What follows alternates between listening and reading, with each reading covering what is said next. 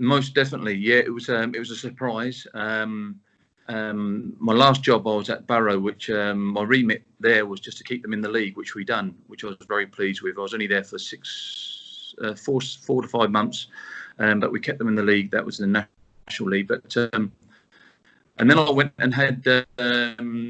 I was a player a little while ago. I was a player, so unfortunately I had a knee replacement. It was 2 years ago last month. And then this just came out of the blue. I had a phone call from a gentleman, Ali here, who's part of the management here from DPMM. Said, would I be interested in coming over as a coach, head coach, etc. Yeah, it just went from there, completely out of the blue. I had 2 or 3 offers to stay in England, I'll be honest with you, but I wanted the challenge of working abroad and also embracing the culture wherever I wanted to go. And like I say, and that's what I've done here, embrace the culture. It's a very good football club. It's, obviously, it's a very nice place to live and the people are very good. So it was, definitely out of the blue, out of the box. But very pleased that I made that decision. The VAR Show. The one place for your weekly football update.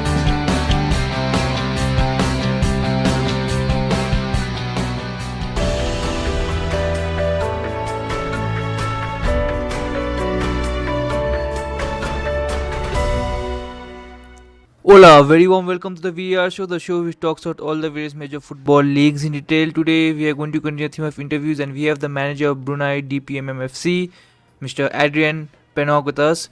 So without wasting much time, I would like to thank Adrian for coming on the show. Thank you so much and welcome to the show. And I would like to begin by asking you, how are you and what are you doing during this pandemic period? I'm very well, thank you. Thank you for inviting me onto your show. I'm really pleased. What I'm doing is I'm doing a lot of walks in the jungle, obviously in the Brunei jungle here. Just trying to tick over, keep me in contact with the players. We've given the players a programme. We've been off about 2 or 3 months now. So I've given them a programme, what they can do while they're off, obviously because of social distancing. I've just, I'll be honest with you, bored now. I'm getting bored. I just need we all need football to return as soon as possible. So we'll talk about some lighter topic about football in comparison to what's happening around the world, and I'll talk about your playing career first. You spent your entire playing career in England with a brief spell in Norway, I guess, with Molde FK, and you spent much of your early management career in England. How did Brunei and DPM happen? It's totally an out of the box choice for you. Most definitely, yeah. It was a surprise. My last job, I was at Barrow, which my remit there was just to keep them in the league, which we done, which I was very pleased with. I was only there for 4 to 5 months, but we kept them in the league. That was the National League. But and then I went and had. I was a player a little while ago. I was a player, so unfortunately I had a knee replacement. It was 2 years ago last month. And then this just came out of the blue. I had a phone call from a gentleman, Ali here, who's part of the management here from DPMM. Said, would I be interested in coming over as a coach, head coach, etc. It just went from there, completely out of the blue. I had 2 or 3 offers to stay in England, I'll be honest with you, but I wanted the challenge of working abroad and also embracing the culture wherever I wanted to go. And like I say, and that's what I've done here, embrace the culture. It's a very good football club. It's, obviously, it's a very nice place to live and the people are very good. So it was, definitely out of the blue, out of the box. But very pleased that I made that decision. So, you had massive success with DPMM last season where you won the league. But could you shed some light, on the quality of the league? And also one major doubt I had, you all are from Brunei. Why do you all play in Singapore? That question I don't know. I think the history of DPMM, they've played in Malaysian League. Obviously, they've been in the Singapore League. To be honest with you, the Brunei League here, it's called the Brunei Super League here, is not as strong, obviously not as strong. We're the only full-time football club here in Brunei. So the other clubs here are part-time. So I think the Crown Prince and obviously the management wanted to play, obviously in Singapore or Malaysia, because it's a stronger league. So that was. I think that's a real reason why. That compare it to. It's difficult because a lot of people ask me how do I compare the Singapore Premier League to any other league, preferably the English Football League or the Premier League. It's difficult because, as you know, in Europe, people are much bigger and stronger. Here in Brunei and around Asia, I find that obviously they're not big and strong, but technically they're very good. Technically with the ball at their feet, they're very, very good. And that's what I've done here. Obviously, I looked at a lot of DVDs. I didn't know nothing about DPMM, I'll be honest with you. I didn't know nothing about the Singapore Premier League. But done a lot of work, obviously watching DVDs of our team, of DPMM, and also the opposition of the last 2 or 3 years in the Singapore Premier League. And so I had to work from scratch, I'll be honest with you. All that hard work paid off last season, obviously, by winning the Singapore Premier League, which we were all delighted. So you worked most of your career in England. So what was the biggest cultural shock you came across in terms of management or coaching in Brunei? On the culture, did you say? Yeah, cultural shock. Yes. Yeah. I mean, in terms of coaching or something. Yes, there was. It was a shock. I'll be honest with you. As soon as I stepped off the plane, I couldn't believe how hot it was. I think that's obviously come from me, England, and it was winter in England when I left England. And then getting off the plane is always very hot here. You talk about 35, 92% humidity here. It's roughly about 35 to 40 degrees. So that I adjust to the temperature, which is not a problem. Playing wise, it was just a totally different way of that had to adapt to me as well as I had to adapt to them, because obviously I had my own ideas. I had, luckily for me, I inherited some assistant coach has been here from Brunei. He's from Brunei. Moxon, his name is. He's been involved with DPMM for the last 6 to 8 years, so he knew the players. He knew the standard. I asked him, obviously, because we've had different types of managers, from different countries here. So I asked him what sort of training philosophy they've been having and everything else. So and really it was a case of I've come in and I want to make them more professional. I just want to make them more professional by doing, I learnt off the pitch. They don't eat and drink very well here in Brunei. They eat a lot of sugary foods and sugary drinks, a lot of fried food. So I was educating them when to eat and what good stuff to eat, obviously. And that's very hard. That's ongoing because obviously that's their culture to eat certain stuff they do in Brunei. So, but I've installed that in them that we are professional athletes, and with the work that I put into them, I like my training to be high intensity, and we train how we play on a Saturday or a Tuesday. So it was all high intensity, and it started in pre-season. We've done a lot of hard work, 3 sessions a day for the first week, then when it was 2 sessions a day the second week, and then we brought in games, etc. So it's like in the morning, I've got them training 7 o'clock in the morning because obviously the temperature, and we worked them very hard, like hill runs, etc. and other stuff, and then 10:30, 11 o'clock time we went into the gym, and then at 4:30 we went and done some ball work. So it was full on, and they haven't had that sort of training before.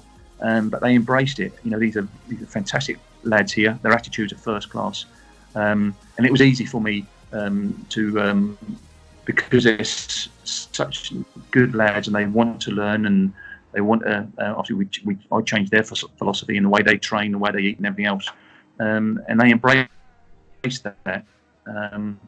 And I think, don't get me wrong, I think results help because we had pre-season games and we were beating teams very comfortably around Brunei, which they hadn't done before. And then when we started the Singapore Premier League, we went, I think, 12 games unbeaten, I think it was. And obviously that helps, as a new coach, that does help when you start winning games and they believe in what they're doing. And it was funny, I'll be honest with you, with the gym work that we've done, their body structure changed. They got physically, you could see in their body structure, and some of the players were walking in the gym and taking their tops off and looking at themselves in the mirror in the gym. It was quite strange. It was quite funny because they could see themselves, and so it was. We've done a lot of changes. And but the boys are very, very good. Very good at lads, and they want to learn, and I've embraced the way they've worked. It's not just me. I had to embrace obviously the culture, obviously the Muslim culture here, and I've really, really enjoyed it. So talking about the culture, how is the footballing infrastructure in Brunei? How is the what? Sorry. Footballing infrastructure. Infrastructure. Well, they've got the Brunei Super League here. That entails of about 22 teams here. Like I say, but they're all part time.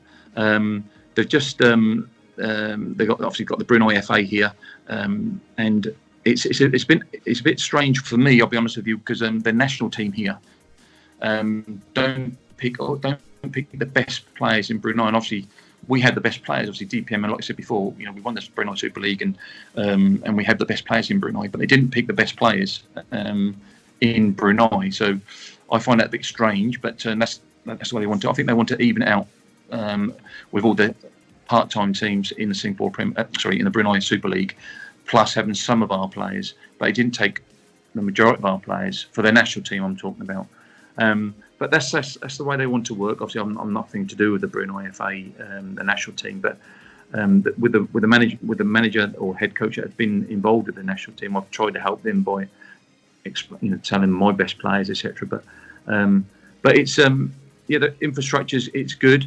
It could be better in my opinion. But that's something that I'll be honest with you, I've been concentrating on DPMM more than the Brunei FA. I'll be honest with you, but like I say, they're good people, and they think obviously they got their way of doing things in the Brunei FA. So now I'll talk a little bit about the tactical side of the game. If you had to describe your footballing philosophy, what would that be? Cool, that's a good question. Like I said, when I first came over, I looked at our players. I looked at their strengths and weaknesses individually as well as a team. So I went at three at the back, three centre halves, two wing backs, and two holding midfield players, and then one attacking midfielder with two centre forwards. So that's the way I went, and it worked. But just because of the players that we have here, the goalkeeper was fantastic. That we had a Brunei goalkeeper that wasn't involved the couple of seasons before, so I got him in with his experience. He had a very good season. How would I explain it? I like to attack. I love getting some width and getting the ball in the box, and I want my team to excite fans and excite the players also by being attacking and also being organised. Obviously, when we have to defend, so in the final third, I let them express themselves. I let them enjoy themselves and do whatever they do. I do like I said before, I like crosses. I want to see supporters get their bums off their seats and be excited that there's an attack going to happen. But I like my team to be very organised, very fit and very organised. But most importantly, to go out and enjoy their football, because they're very lucky. Because we're very lucky we're involved in football, and for me, it's the best sport in the world, and I want them to really enjoy their football. So that's my really philosophy. And the biggest thing in anything about philosophies is you've got to win games, especially in my industry. If you don't win games, then you're not in the job very long. So that's why I had to prepare properly. I had to, like I say, look at all the strengths and weaknesses of the individuals of DPMM, and put them in a shape that I thought that could be a winning formula. So as a coach, which one do you prefer? Like in an ideal situation, do you prefer man marking or zonal marking? From set plays? Set plays and open play also. I think most on set plays, man. I don't like zonal. I don't like zonal marking on set players, I'll be honest with you. I like man marking on set players. I have not two markers. One's at the front of the box and one's in the middle of the box. So I have two zonal marking, and then the rest will be marking, like man for man. And for me, my opinion on that would be in a zonal, if you concede a goal from a set play and you're zonal, there's no one to take responsibility. But I think if I'm marking yourself, for example, from a corner and you go and score a goal, then it's my fault. You understand? So, but last year we didn't concede one goal from set play. It's a record that I really enjoyed, but that goes with a lot of hard work in training, though. It doesn't just happen, and we got them very organised and, like I say, so for me, I think man for man is better than zonal. So, since you were participating in the Singapore League last year, what do you see more often, zonal marking or man marking from opponents? From the opponents, it's I see a mix. I do see a mix. Excuse me. Nothing, Hari. Carry on, please. Sorry. Yeah, I do see. I do see a mix. I see a mix of man marking and zonal. So again, for me, my homework would be I'd watch like 2 or 3 games I've been playing recently, and obviously, for example, say Hugang, they like zonal marking, or Albrecht, they like man for man marking. So I do my homework, and then it's like a game of chess, really. So hopefully in the game when it comes along, obviously I'll show the players the way they play. I'll coach them on the training pitch, how they play, be it zonal or man marking, and then we go from there. So that's down to me. That is of homework. And so when I finish at the training ground, it's not me just going and having a cup of tea or something and just chilling out at home. I carry on and do my homework and see the strengths and weaknesses of the opposition. So, but in the Singapore Premier League is a mix. There is a mix of man marking and zonal. And as a coach, what do you have any go-to formation which you like to play? Again, it comes down to the personnel of the player. Back home in England, when I've been coaching back home in England and other clubs I've been to, even playing in my playing career, I played like obviously a 4-4-2 was very popular back home in England. But that's gone now. It's a mix of teams playing 3-5-2, 4-3-3. So again, for me, it's all down to the personnel of the player that you inherit. We in Singapore Premier League, we're allowed to have 3 overseas players, and the rest must be from Brunei. So it was important for me to get. Again, I looked at the Brunei, their strengths and weaknesses, the DPMM team. So I got a big, strong centre half who was very dominant in the air, and because I thought that we needed that, I got a very mobile midfield player who was very mobile and attacking in the box, and I got a centre forward who was I needed the goal scorer, but his movement was very, very good. And all 3 of those done exceptionally well for us. And the centre half, Charlie Clough, he was very dominant and very strong in the air and very good talker, very good personnel for the Brunei players. Also, Blake Rikutu, I had who was mobile, getting in the box, scored some very good goals. Again, a very good personality. And Andre, the centre forward we got from Belarus, he was top goal scorer. So those three overseas players are so important. Because they had to be very good, a good personality around the whole place. I didn't want any big time Charlies. We call them big time Charlie, or big personalities. Didn't want really over big personalities. We had some good personal, and more importantly, they were very good on the pitch. So you have had a lot of experience playing and in your management career till now. And if a young coach is starting out tomorrow, what advice would you give him or her? Him or her. The advice I'd give would be just keep enjoying. It is a hard work. This is a very ruthless industry. Being in management, being a head coach or a coach, especially back home in the UK, it's ruthless. It's very ruthless. So you have to just believe in your own beliefs and keep at that, and just be true to everybody. I have to be true. I treat people how I want to be treated. So, and I believe in my own beliefs, but you have to listen as well, because we're always learning. So if somebody's come and say something to me which I haven't heard, I'll go, yeah, because I'm coming up to 50. I'm 49 now, so I'm always, every day I'm learning. So keep your ears and eyes open, because you're always learning. But most importantly, enjoy it. Enjoy it. There's a lot of hard work to be put in, but that's the advice I'd be. Just keep enjoying it, and like I say, you'll be learning every single minute of the day.